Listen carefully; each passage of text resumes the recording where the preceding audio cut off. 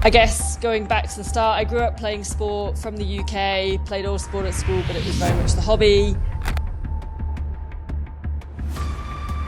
of the army. You would probably then naturally recruit your friends who would then sign. Sort of trying to change sleep habits and just commit to going to bed earlier and making sure I am the career, because it's hard when you're in it, either in the career or in the transition, to see that opportunity or to have that positive state of going.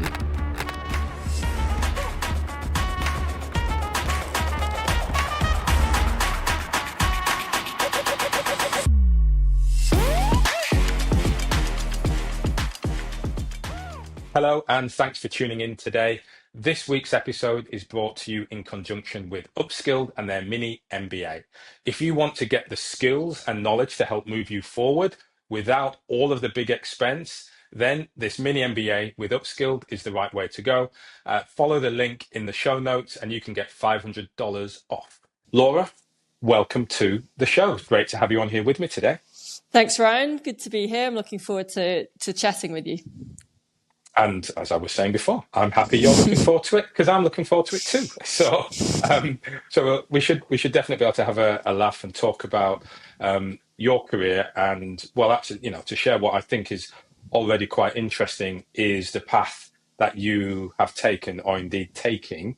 I think will open up opportunities for many people. So thanks for being open to share and have a chat. Yeah, sounds good. Yeah. So look, to get us started, why not give us the infomercial on you?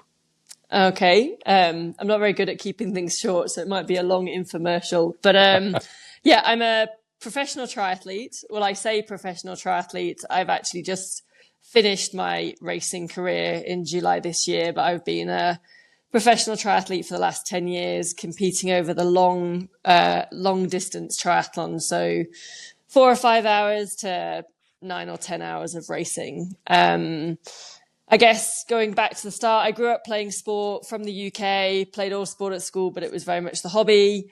I did a gap year in the British Army and then went to study engineering at university, started work in the corporate world, and got a placement with my job at the time to Australia. So moved over there. And that's when I got into the sport of triathlon. So quite late in life, I think I was age 29 when I first started, and started it still very much as a hobby, but then sort of, I guess, got more and more serious, and decided to give it a go and jump full time into professional sport. So yeah, that was 2014. Been doing it for the last 10 years. I've been quite nomadic in my life. So I've lived in Australia, New Zealand, Spain, and I'm now based in Boulder, Colorado. So there. Yeah. So good that you're able to travel around and move around, or at least that the sport enables you to do that. But what was interesting is at the start you introduced yourself as a professional athlete, although you did stop a few months ago. So Yeah.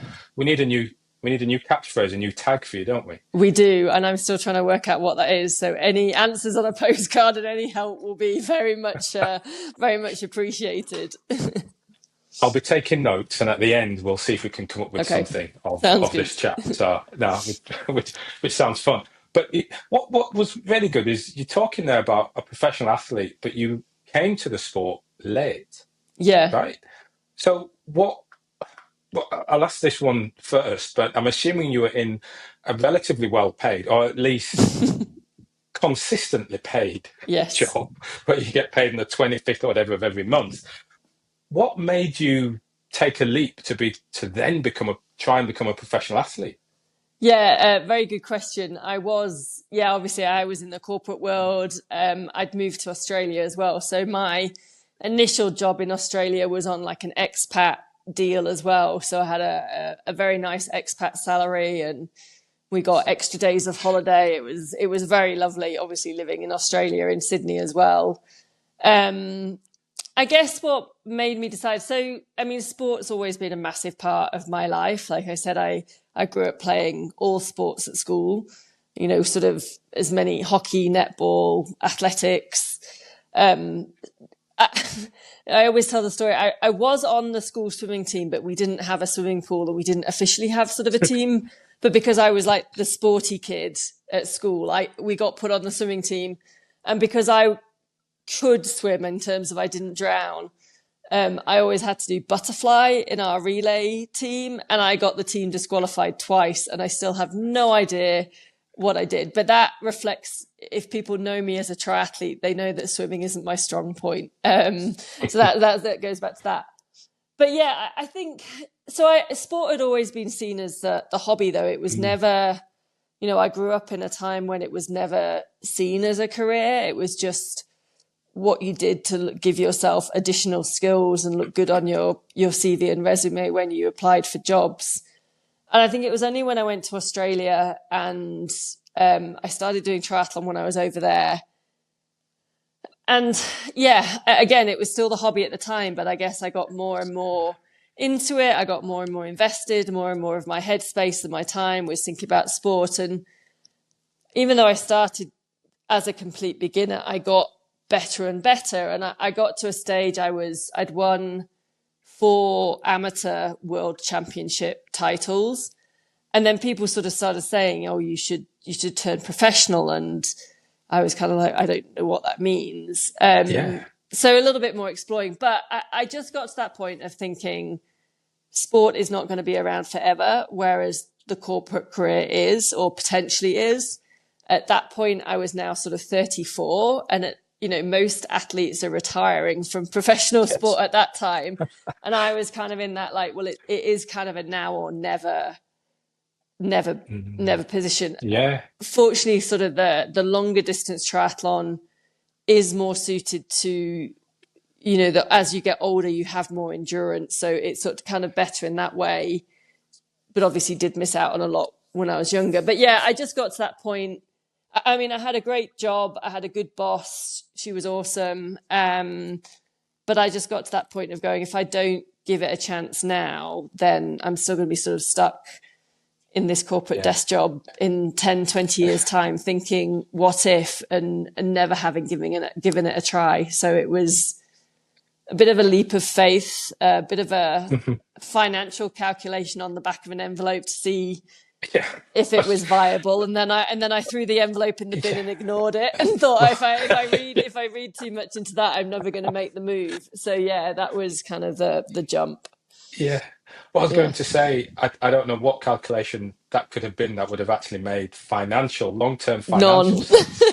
No. None. So it was very much then, like you say, you saw some success, and I'll let you in on a secret. So I'm probably about a similar age, 29, as I moved to Australia for the first time, and I took up, it must just be a Brit coming over the sunshine, thinking, I can go in this ocean and it's warm enough to swim. This is great. Yeah.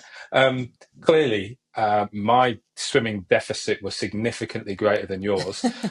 So I didn't go much beyond doing a few triathlons for a bit of fun. But that's awesome. But I can understand how you're coming over to Oz, and you just got this next passion then for triathlon. How did you first get into it? Yeah.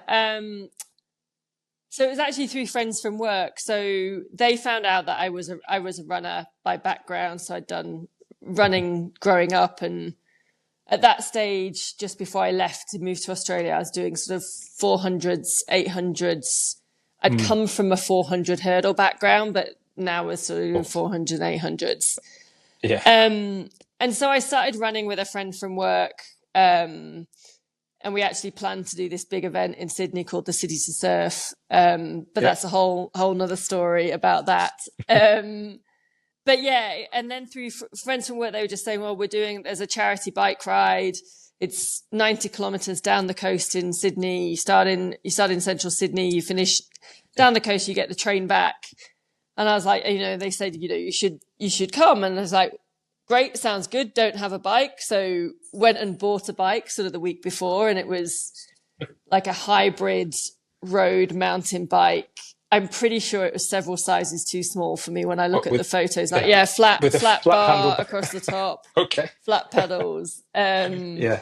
Yeah, I'm pretty sure the bike shop saw me coming and just sold me like a bike that's far too small. I can't remember even. I definitely didn't wear any lycra, but I can't remember what I wore. But yeah, just did this event again. Didn't obviously. It was just a community event, so it wasn't a race as such. But I did really enjoy it, and I found that I guess I was keeping up with some people that looked like they were proper cyclists. And because friends from work knew I ran as well, they said, oh, you should try triathlon. And because it's so big, it's such a big sport over there, everybody's doing it. And, obviously any sport, but when you've got the weather and like you said, you're swimming down at the ocean and things like that. So I was looking for something. So I, went online and managed to find a beginner's course with a group called Bondi Fit based down at Bondi Beach. And they actually ran sort of a 6-week beginner triathlon program, which coincided with a local race at the end of it. So yeah, signed up to that. And yeah, I guess as the cliche says, the rest is history. Just got sucked in and hooked and loved it. Hi, I want to take this moment to thank Upskilled and their mini MBA for sponsoring this week's session. One of the great things about their mini MBA is it allows you to gain the skills and knowledge to help propel you that little bit further forward. It gets you understanding the vocabulary in the room and also gives you some of those skills to navigate the corporate career, the government career, or indeed stepping into not-for-profit. So big thanks for Upskilled and the mini MBA for sponsoring this week. And hey, check it out.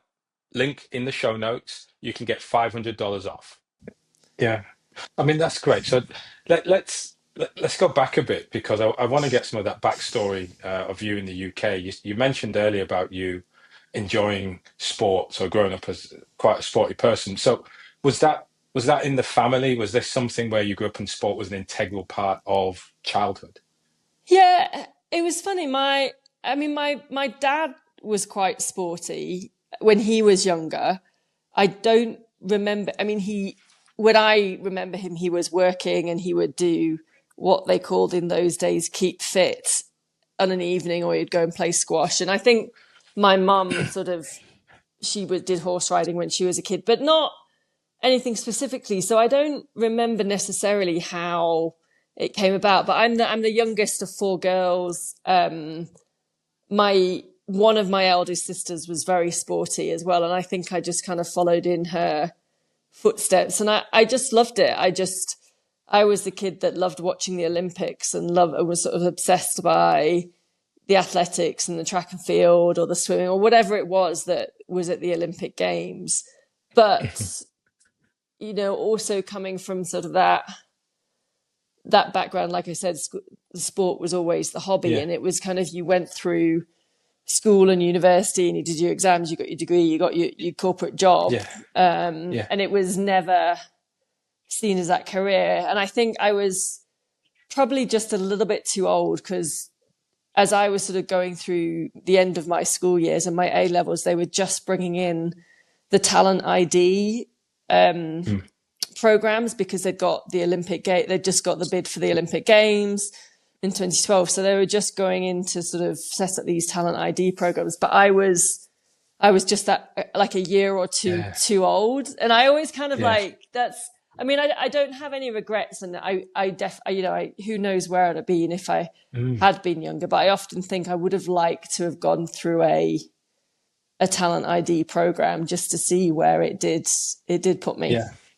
It would have been. So academia was always something that you thought you had to do as you were growing up as well. We were kind of just, I guess it was just you went to school and got your exams and got the degrees and kind of worked. I came from a family we worked hard and stuff like that, so and well, so then this, I wouldn't say missing out on the talent ID, but was it sort of at the time you were thinking, oh, I'd love to do that, but I'm a year or two too old? Or is it more as you reflect and you think, what could have been?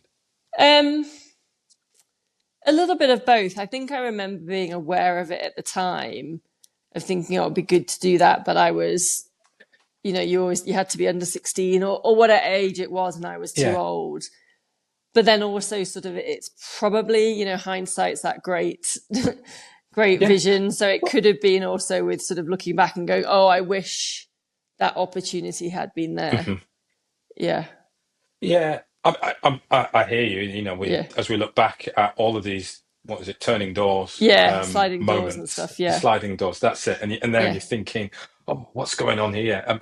Could it have been supposing this and supposing that? But what then becomes interesting is, so for me, I'm trying to understand, as you finished school, you took this gap year in the army.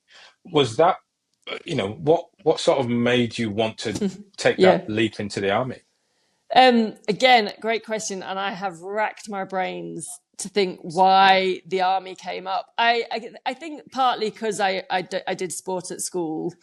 My uncle was in the army, and I can't remember if that had anything to do with it. I think I knew I wanted to take a gap year.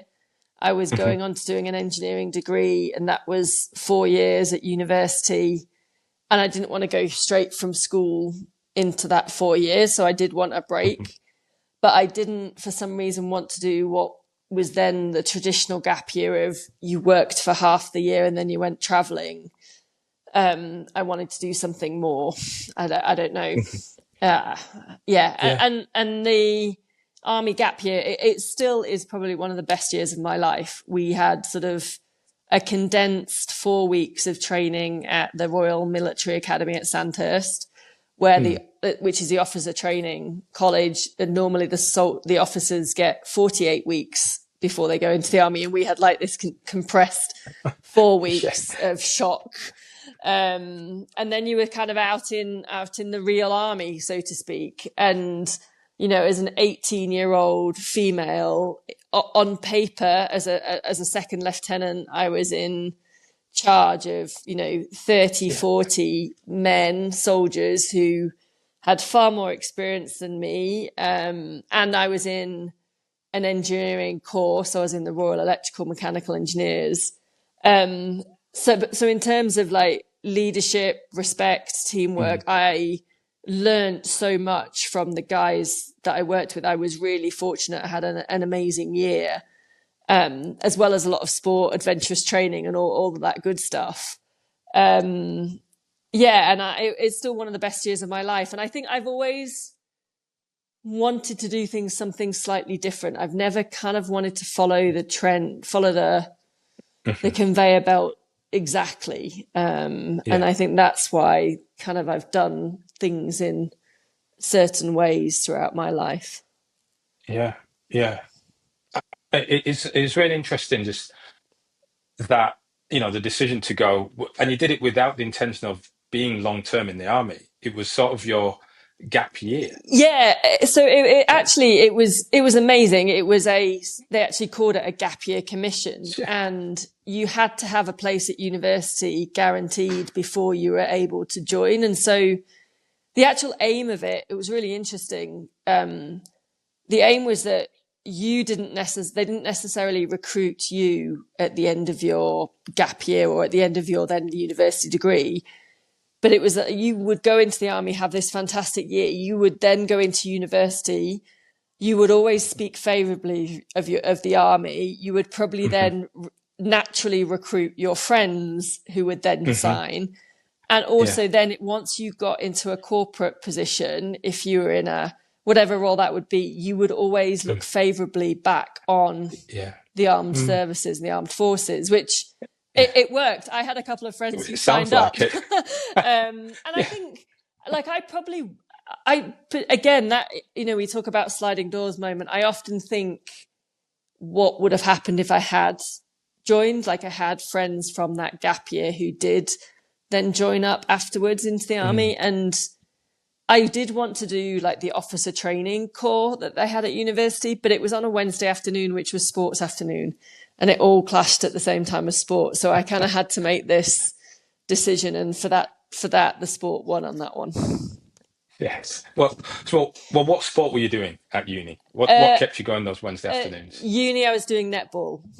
Yeah. Right. And then in my later years at uni, I went back to doing athletics. So Yeah. yeah, Okay. And yeah. doing arguably the hardest distance, Yes, certainly the, on the track, brutal 400 distance. Yeah, hurdles. yeah, yeah, But when you said it, I almost exactly. vomited. I know. I actually almost vomited. So I was like, oh gosh. Yeah. It's funny whenever I think like back to those track sessions, or even as a triathlete when we go to the track and do a session, the memory that comes back is sort of after the session, going home and then sitting on the bathroom floor, not sure whether I'm going to vomit or or whatever, because I still feel sick from the session. So yeah, Yeah. yeah, Well, that's conversation for another show, I'm yeah. sure. But but yeah, it is that training can be quite brutal. So look, during then university, during this time, what you're doing the engineering course, what what aspirations did you have? Where did you want your life to take you at that point? I honestly had no idea. Um, I was obviously interested in sport, and I did a couple of great summer placements at Sheffield University in a sports tech kind of department, which was great. But I really had no idea what I wanted to do. I wasn't really sure that I wanted to go into engineering afterwards. And I guess I sort of fell into it because I applied for a summer intern with Shell, the oil company, and got accepted for that summer. And at the end of that summer, they put you through to the graduate assessment program. And I got accepted and got offered a job on their graduate program. And I got offered that job before I started my final year at university. And, you know, when you're doing a 4-year degree and then you've got debts and stuff like that, and you're not really sure what to do, and you get offered a job offer, you kind of don't Yes. turn it down. So yeah, I honestly I didn't really know what I was going to do afterwards. I kind of Mhm. just assumed I probably would, like I said, sort of follow that conveyor belt and go Yeah. into industry and I guess engineering or business in some form or other. And I ended up at Shell. Yeah. Okay. And is that how you moved? You got a move then And ultimately to Australia? that's how I got to Australia. I applied for they had a program at Shell called Go, which was Global Opportunities, and it was sort of Mhm. a two year assignment, and it was for kind of I guess more recent graduates, so younger people in the company, to give them Yeah. experience and exposure of an overseas assignment, where their professional grade probably wouldn't normally allow it. Hmm. And I, luckily, you know, I think somebody suggested it, and I saw there was this opportunity in Australia, and I was like, yep, that's the one I want to go. Um, and you know, when I went, everyone said, "Oh, it's only for 2 years, but I don't think you're going to come back." And I was like, "No, no, no, it's fine. It's 2 years. I'll be back." And yeah, that 2 years turned into seven or however many, and yeah, haven't been back to the UK since. And that was when did I leave the UK? End of 2007, beginning of 2008. Yeah, Right. Yes. Okay. Yeah. Yeah. Well, I think it's so good how you kind of followed your nose and you followed what was interesting for you from that corporate or that time of a more traditional career. And look, I'm in. When did I leave England? I left England very similar time, and again, not moved back yet. Still enjoying the blue skies and yeah. and things like that.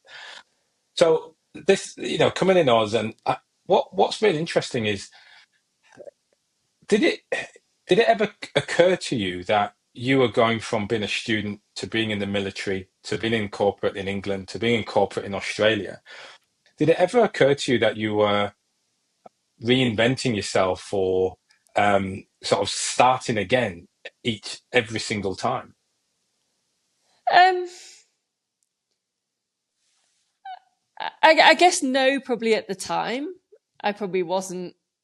I was probably sort of too young and Hmm. naive or not worldly wise at that point. But I think now when I look back at those stages in my life and then the way my sporting career has developed, Hmm. then I'd say yes, I kind of regularly go through this sort of, yeah, like you said, reinventing. yourself, Yeah. or change of And direction. that's right, and it goes well certainly to what you're perhaps interested in, and where you've got a gift of of something, be it just the energy of I'll move overseas, why not, Yeah. the other side of the world, literally. So it's just what do you think was the motivation behind, or what is that motivation behind doing that? I don't know. The only thing I can sort of, when I think about it, is that just not wanting to follow the norm. And I don't know why. I don't know whether that's being the youngest of four girls. I don't know where that fits in, whether that was sort of from my school environment of sort of feeling very much like you were, and I would say this is not any pressure from my parents or anything like that, but feeling very much like you're on that conveyor belt of A levels, job, university, corporate job. And I don't know, something's just always been in me that I've wanted to do something different or not follow the trend. And even, even in my sporting career, I've probably done things a little bit different and not often followed the trend. And I'm not saying that now with hindsight, like at the time, I think they were the right decisions for me, or they were the decisions I made with the information I had available and what my Yeah. preferences were. If I look back on my sporting career, were they the best decisions? Maybe not, sort of thing. I've always, I probably would have been better. I've always, like I said, I've been quite nomadic and moved around, which means my coach has tended to be overseas, so virtual. I've tended to sort of be training on my own rather than with a group. And yet at the same time, I crave the group and I crave the community. So would I have been better and would I have made more of my career if I'd have joined, or, found a base, found a home earlier in one location, found a group, found a coach that I fit in, and then trained with them more? Would I have got more out of my potential, sort of thing? So, but at the time, they're kind of the decisions you make, and that's the path. And it's, I don't know, some people call it running away from things. I'm not sure what I'm running away from. Something, obviously, because I kept changing location and changing direction. But yeah. Well, it sounds like you kept things fresh and Yeah. you always gave yourself a new landscape. And but it is interesting then, you do ask yourself, well, if you stayed longer or stayed with the pack or trained. But I suppose I ask you then, when you think back as being a pro triathlete, what is it you enjoyed the most about doing that? I think in, so when I decided to turn professional, it was, I didn't have, again, a little bit similar to like, did you know where you wanted to be in your career? I didn't have aspirations to be a world champion or to win a race. I didn't know enough about the sport. All I wanted at the time was to, if I gave 100% of my attention to sport, how good could I be? Because I'd never given it that. I'd kind of played netball and done athletics to a relatively high level as a junior. But again, it was that hobby. So I got to that stage in my career, said, I'm going to go full time into professional sport. And if I give it my full attention, how good can I be? Didn't know what that meant.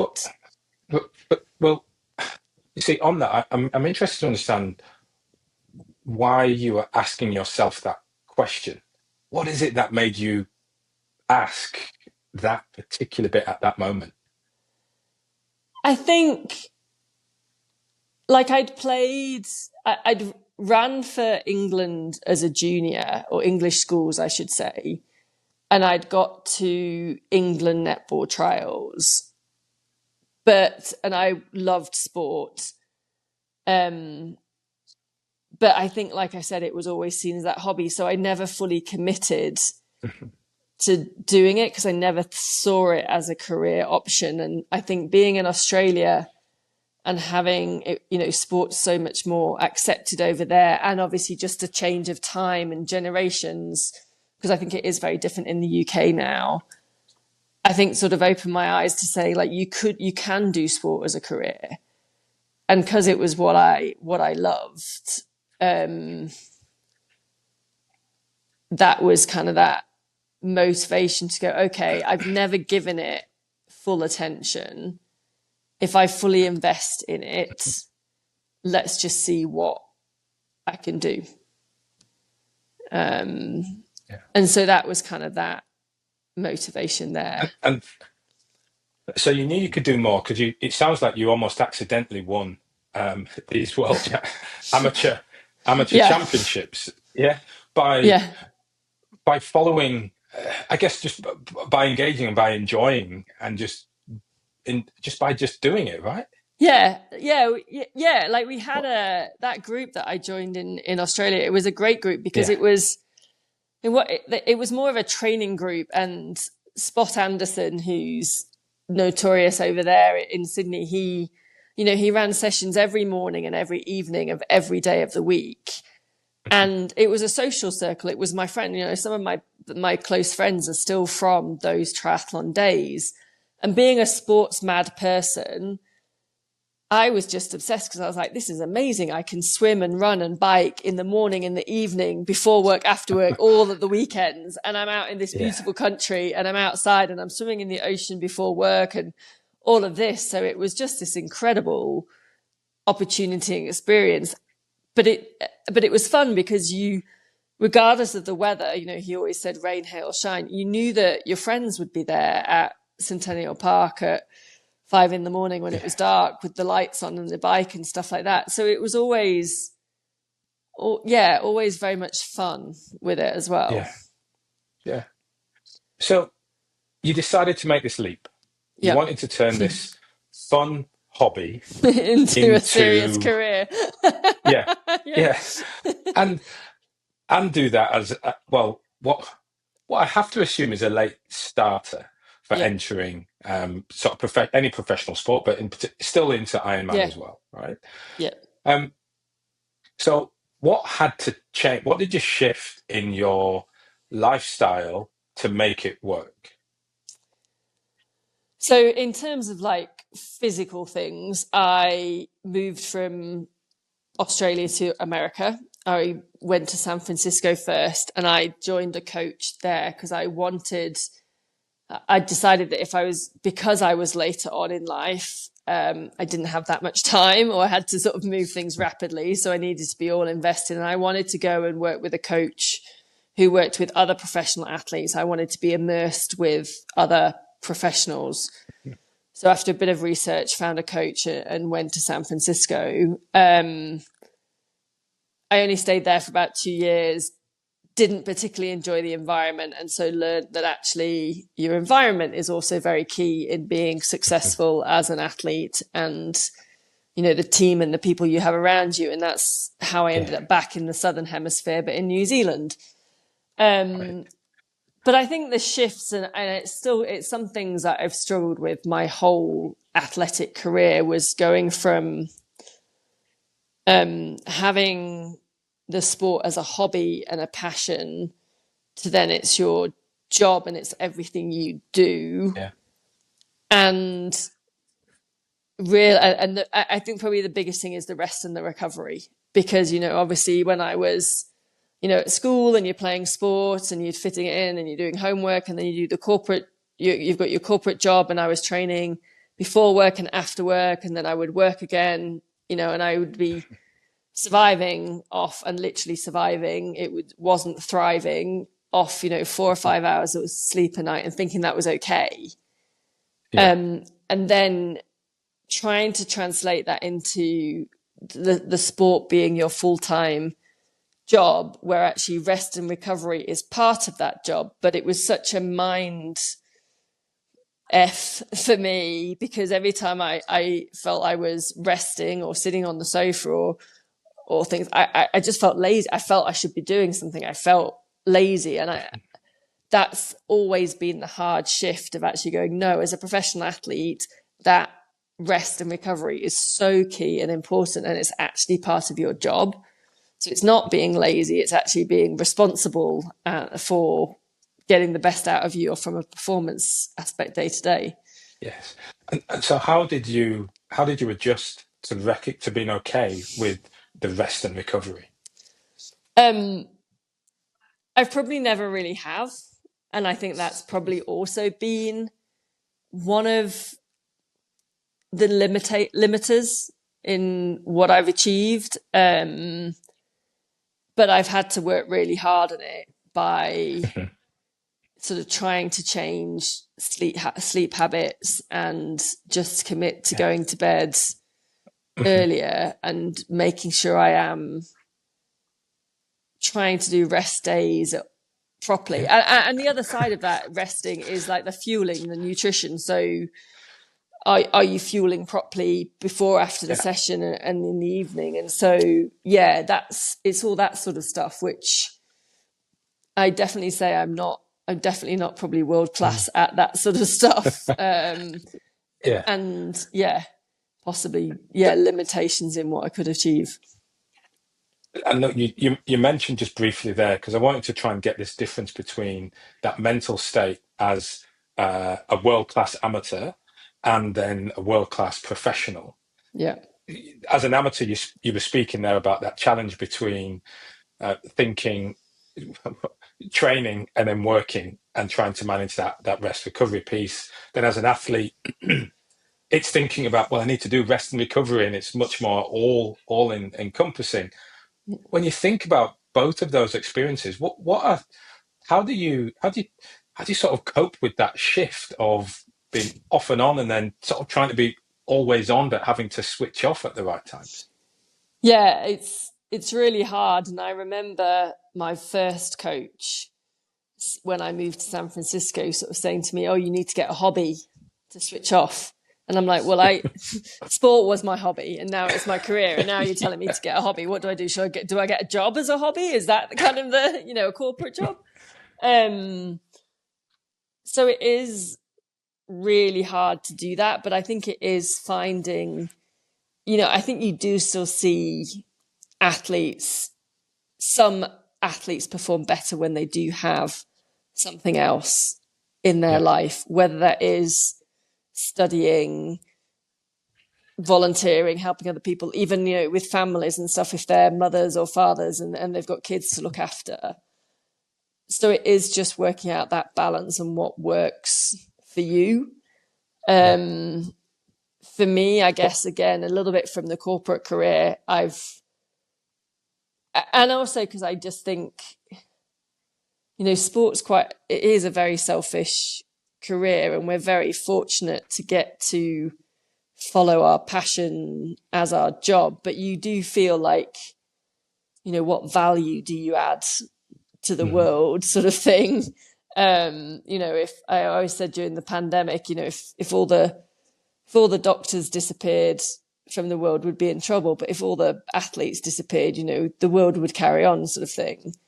So I think I've always seeked or sought out other things where I could add value, whether that was in sport, but so being on different athlete bodies or committees or Mhm. doing things from that side of things, mentoring younger athletes and Yeah. that sort of thing. So I've always, and that's, I guess, what I've used to do although it's still sports related, just trying to do that to switch Yeah. off and compartmentalize from training to recovery.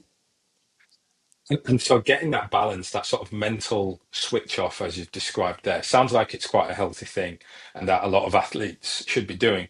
So for you, though, how did that shift from when you were, let's say, the first 2 years of being a pro through to the last 2 years of being a pro? How did finding that balance and that external Yeah. hobby, how did it change?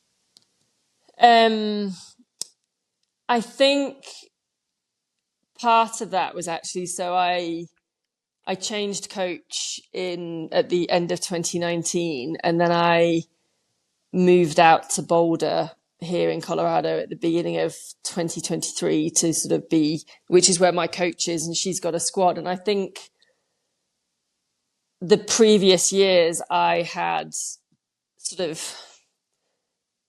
a coach and there was a squad, but we were all sort of all over the place, and we would come together for training camps. But then I did a lot of training on my own and things like that, and I think then sort of coming to Boulder, and there's so many professional athletes here, and actually seeing day to day what others do as professionals and how they balance that with their partners, with their kids, if it is, or whatever it is. And just that level of, I guess, another level of professionalism.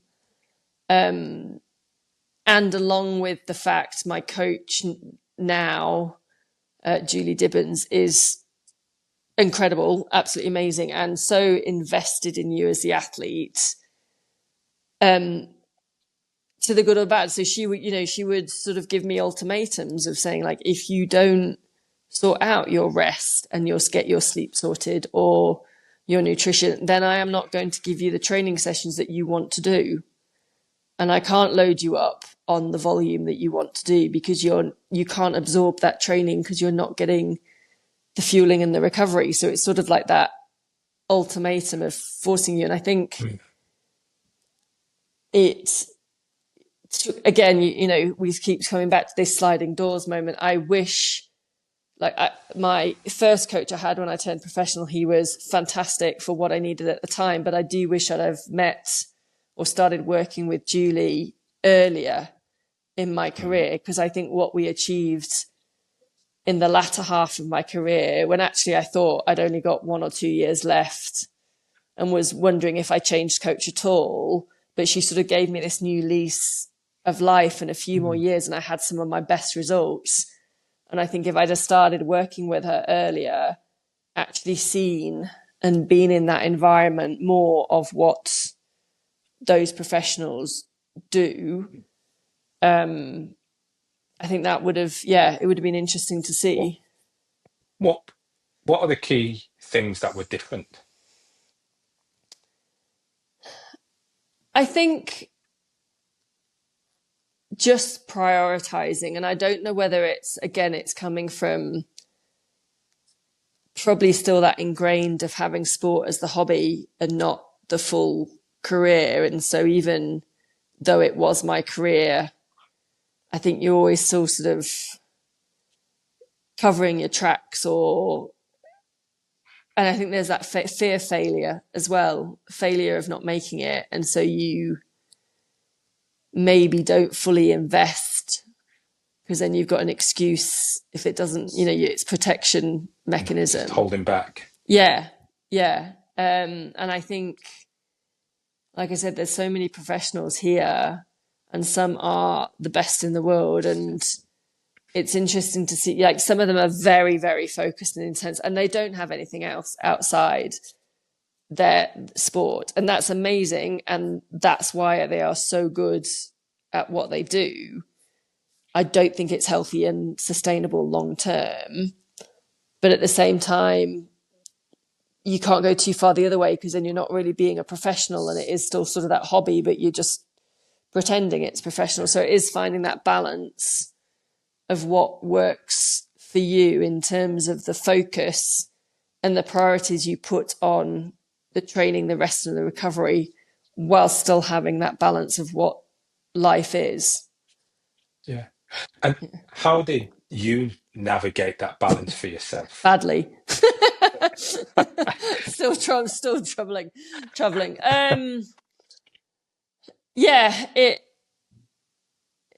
It's hard. Like, I've always had to work at the sleep and the rest and recovery.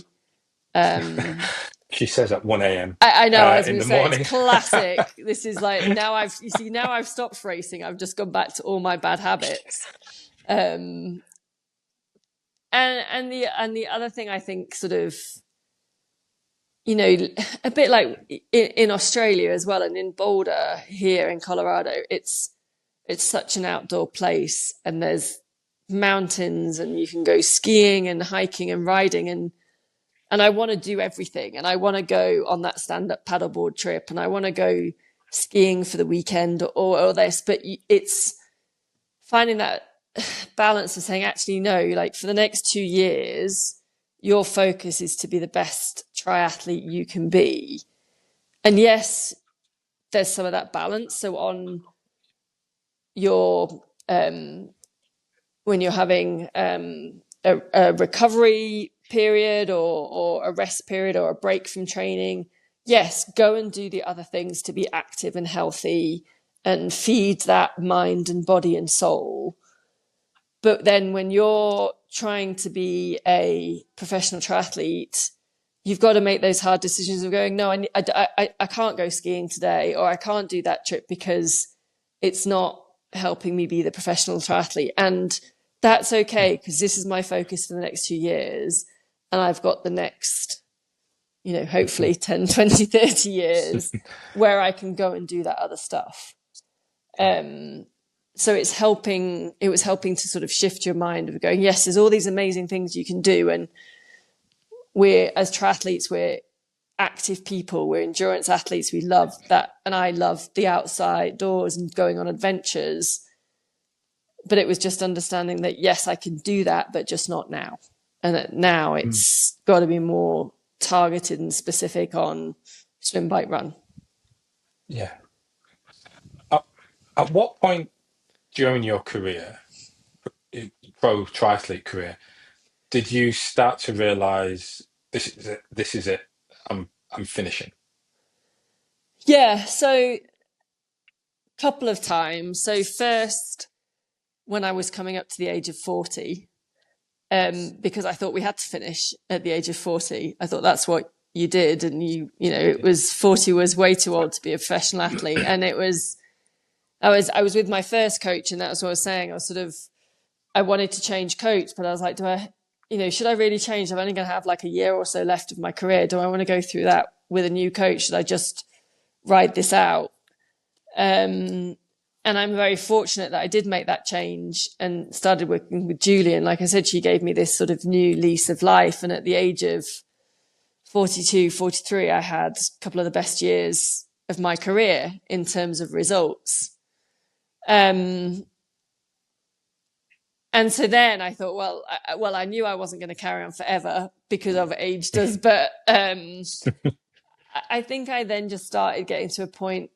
I was then getting, in the early 40s, and financially, it's hard to keep making it sustainable. So I knew at some point I would need to go back into earning to have a sustainable living. And the other thing that happened was I was hit by a car. So I'd come off the back of, so at the end of 2021, I had a great race, a race in Germany called Challenge Roth, and then went into 2022 and had one of my best years, results wise. I finished in the top 10 at the World Championships twice in that year, which was, again, sort of something I'd never dreamed of when I first started the sport. So that was incredible. And I came into the start of 2023 still so pumped and so hyped about, I still could see where I could improve, and I still felt I was getting better, and my body was still performing and taking on the load of training, and I could see the improvements that we were going to make, or we could make. And I went into this race in Brazil, probably in one of the best shapes of my life. And the next minute I was on the side of the road, having been hit by a car, and can't remember anything about it, and ended up having a brain bleed and a concussion. And so managed to go back to Boulder, and sort of had gone from, 30 hours a week of training, incredibly fit, to then like zero and couldn't do anything, which I kind of had never had in my life, because I'd always done some form of sport. And I had a great support network around me, again, with my coach, Julie, and a couple of other people. And I did get back that year, and had another, managed to go to the World Championships again, and had another great performance, considering the build up I'd had with the accident. But then since then, it was almost like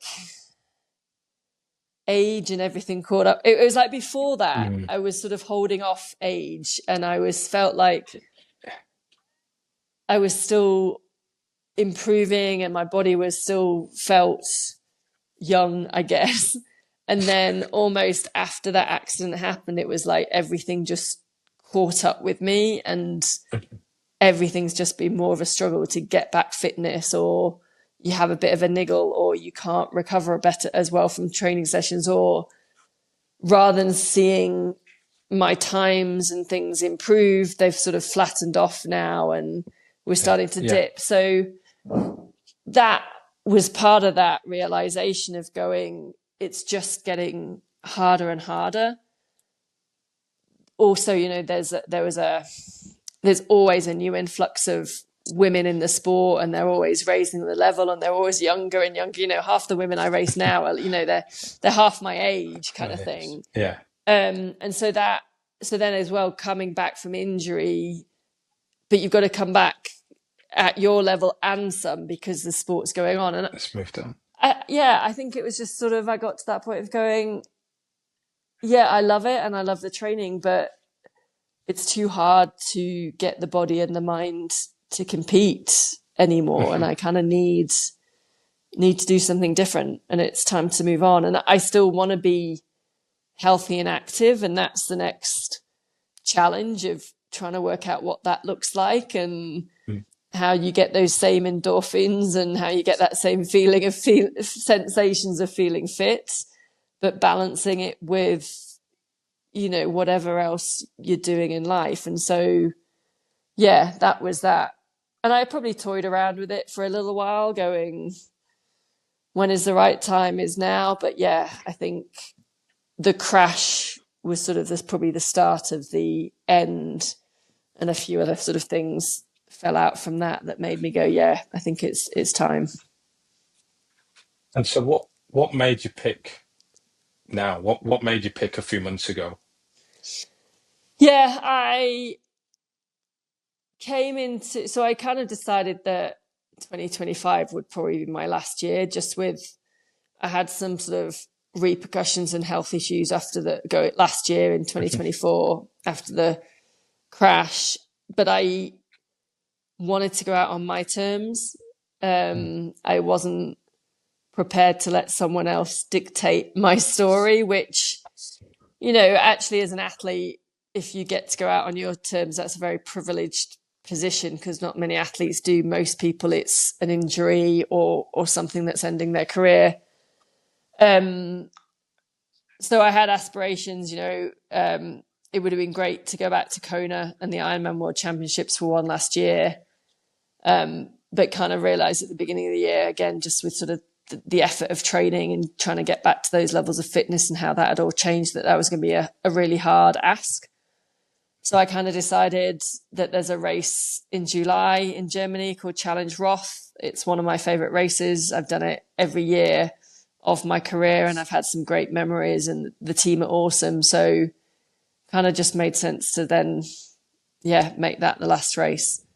And end it, in the middle of the year.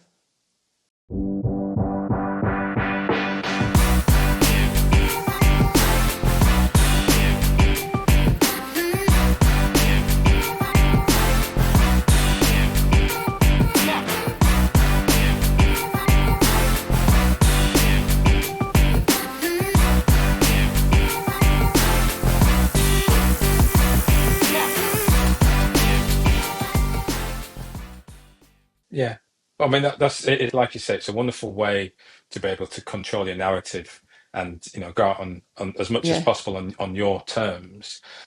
So when you started to recognize, right, it's July, this is it, everything sort of leading to that point, what have you been doing to prepare? Putting my head in the sand and ignoring it. But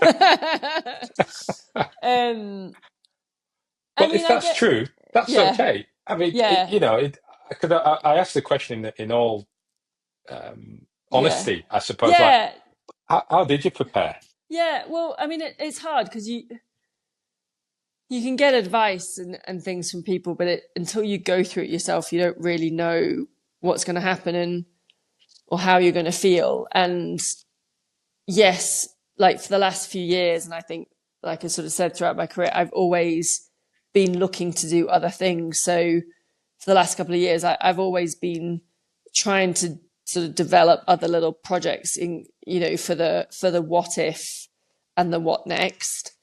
So building networks, making sure, I guess just talking to people and finding out what I would want to do next. I don't think it was that I wanted to go back into corporate 9 to 5. I want to still be in sport, but what does that look like? So I was doing things like that for the past few years. But at the same time, then when you come to that point of going, okay, well, come July after that race, I'm not in theory going to be a professional athlete. So what does that look like? It's really hard because at that time you're still in training mode for this race. And so, and with triathlon, and I'm sure with any other sport, it takes so much energy mentally, not just physically, and maybe more so since the accident, that kind of you don't really have capacity to think, what am I going to do on the day after the race or whatever. So whilst I was trying to do lots of work and networking and things like that for the last couple of years, I hadn't really got anything concrete.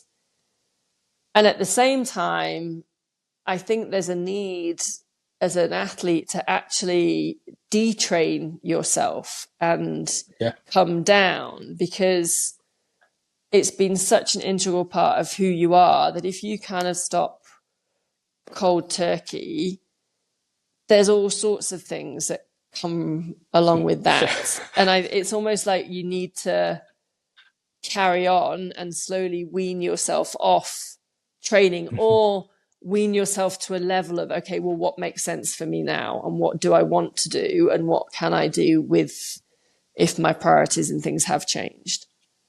So to what extent have you been able to wean yourself off physically? So it's been interesting because we sort of, after the last few years with my crash, my coach wanted a break as well. So we had slightly different thoughts of what it looked like after the race. I was kind of like, well, I'll still come along to training and I'll still do stuff with the group because I've got nothing else to do for the moment until I sort myself out. Whereas she was like, no, that's kind of it. And I think, and I understand that, like, you also need to go and find like your new community, so to speak. So for a lot of us as athletes and training, that was my community. And so you've almost lost who you are as an athlete, you've lost your community. But I've tried to sort of take the last couple of months, I've tried to keep moving to some level. So try to still be riding my bike, running. I voluntary went swimming, which was quite amazing to most people. But it's not structured. And I've realized that I think probably as well from the background I've had with it, school degree or in the military, I need structure and I almost need someone else to sort of give me that structure. But I've been trying to say, don't worry about it for now, just keep moving and give your mind and body time to rest and recover, because that's what's needed as well.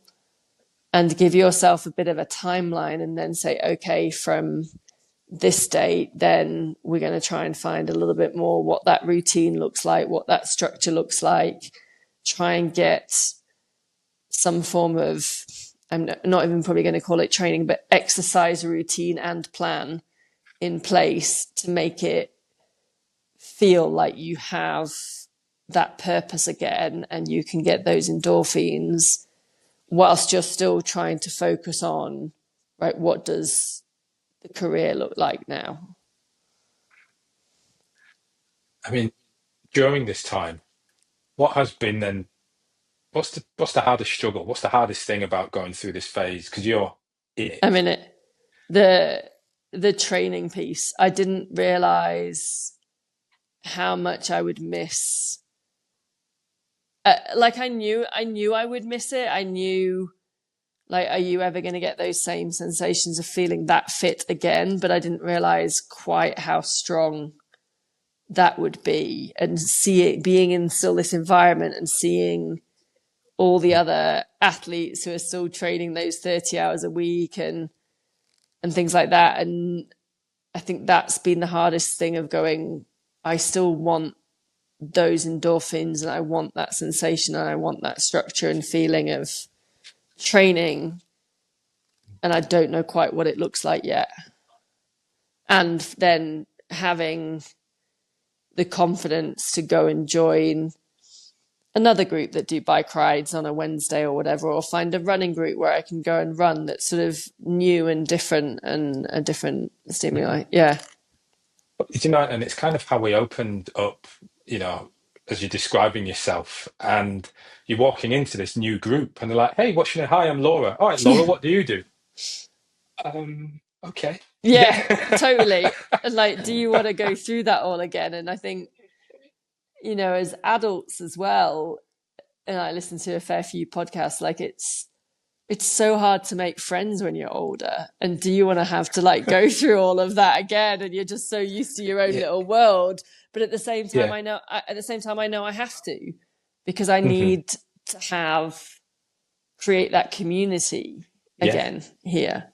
Yeah. How do you pick yourself up to have the courage to go out and do that? I don't know. Tell me, because I haven't done it yet. I think it's. Well, I tell you what, Laura. Let me ask you a different question. When you think, then, I mean, you have lots of things that you're still doing. Yeah, I know I've got to do it, because I know the benefit and the endorphins when I do it will be good on the other side. It's a bit like, I guess, you know, how do you get yourself up and out the door to go for a run or something like that? You know, the hardest bit is putting your trainers on to go out the door. Yeah. Once you come back, you get that benefit. And I know that once I do it, I'll probably love it and enjoy it. And I need to see it. You need to frame it as a new opportunity, rather than using it to see what you've lost and what you're missing. And, you know, this is a new opportunity to go meet new people. I'm still riding my bike. I'm still running. And you don't know what's going to be out there around the corner, rather than focusing on what you've lost, and you're not part of that group anymore, and you're not part of that community, and you're not that athlete. I think, yeah. And well, look, there's a couple of communities, because it's definitely an area we could probably chat, I'll say, all night on for you as well. I'm interested though, because whilst looking for those communities and whilst doing, you know, for yourself, you've been quite passionate and quite vocal about women's sport and being ambassadors in that in general.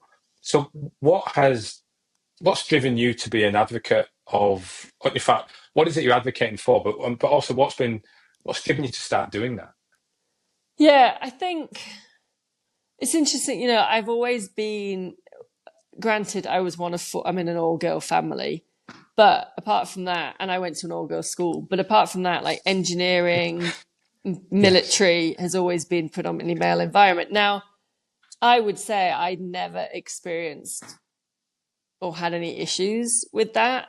I think partly because you just didn't know any different actually at the time. And probably if I look back now on those experiences, I'm sure there were things, but I don't know. I've always had this, I guess when I started triathlon, I got connected with a couple of people who were very passionate about promoting the women's sport and women's stories. And they saw the inequalities in it. And so they worked hard to try and tell the stories of the female athletes. And I guess I just got involved because I believed and saw the same. And so I've always been, I guess I'm very passionate about getting anyone to be active, male, female, young, old, like the benefits of being fit and healthy, whether it's just, you know, daily walking. It doesn't need to be a triathlon. It doesn't need to be a marathon. It's your 5K park run or your 5K walk. It doesn't even need to be, just those benefits mentally and physically. Well, for kids, the skills that you learn, and I just think mentally and physically as a kid, but the skills, the teamwork, the leadership, winning, losing, resilience, all that sort of stuff that you learn as a kid is amazing. But that carries through into adult life as well. Mental, physical health, but also again that community and that connection that we all kind of need. So I'm passionate about that, and that's male, female, young and old. But yeah, I think just also then there is, I mean, triathlon we're very lucky as a sport. We have equal prize money. We race over the same distance. But then at the same time, there's still a lot of inequalities in terms of the coverage that the females get, or sponsorship contracts, or fairness in races and things like that. And I won't go down rabbit holes, which I could do on that bit. So yeah, just always wanted to, we've got some incredible female athletes, and their stories just don't get told, or don't get told in the right way. And all the data says that females are a lot more relatable to people, and it's just like you want to tell the stories of those professionals, and enjoy doing that. That's why I kind of do some commentary work and things like that, because I enjoy being able to showcase how incredible these women are. I look, because knowing a bit more about you, Sid, it sort of brings out a lot of that advocacy for you, and your story that you've taken us through. You've walked through it in a very pragmatic way, a very sort of sensible, open way.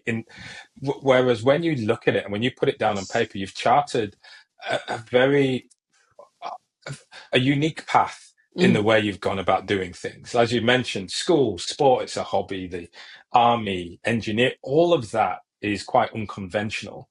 And certainly the fact that I'm talking to you after you pivoting to a 10-year or so pro career from your mid 30s is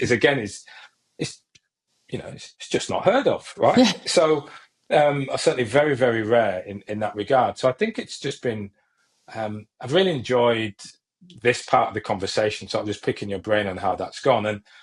But it's funny because I could keep going, but I'm actually going to ask to hold it there. And the reason why is because it's unfinished, and I kind of wanted to leave it unfinished because I feel that you are right in the mix of your transition, this shift, just signing off, and I think there's so much more to come. And I almost want to finish it with, well, we've got to keep talking. We need to come back. It's just got to keep on going. Yeah.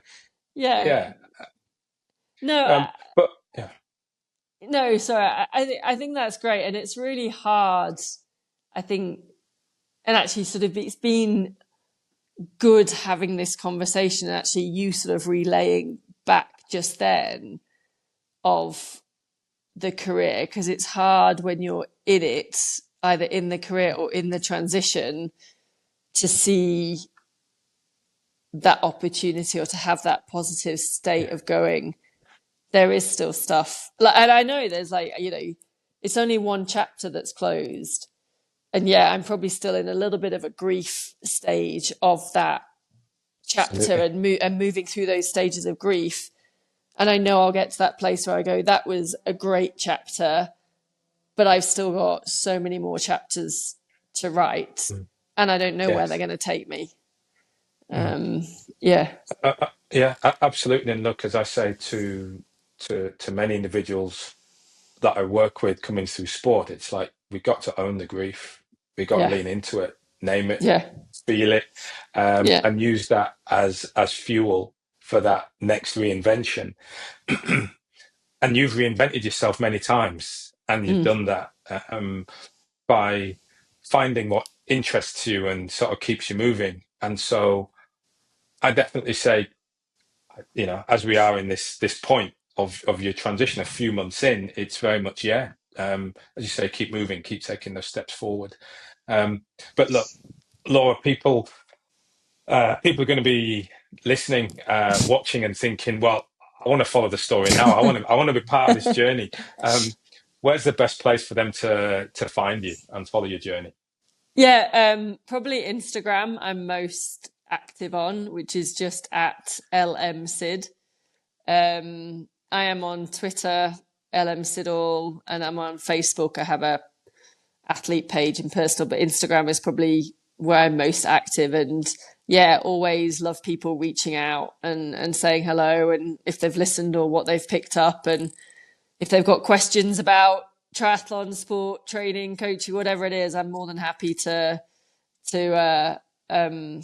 engage and respond to people. I mean, I think that's what I think you asked earlier, what are the things you love about the sport? And one of it was like just the people you meet and the opportunities of when I have traveled to races, and I've loved that aspect of a new location, a new place, and meeting new people and finding out their stories, like what's their why are they doing the sport, why are they connected, what is it that they love about things. So always love people reaching out. Awesome. Sid, thanks very much for joining me on the show today. No worries. Thanks, Ryan.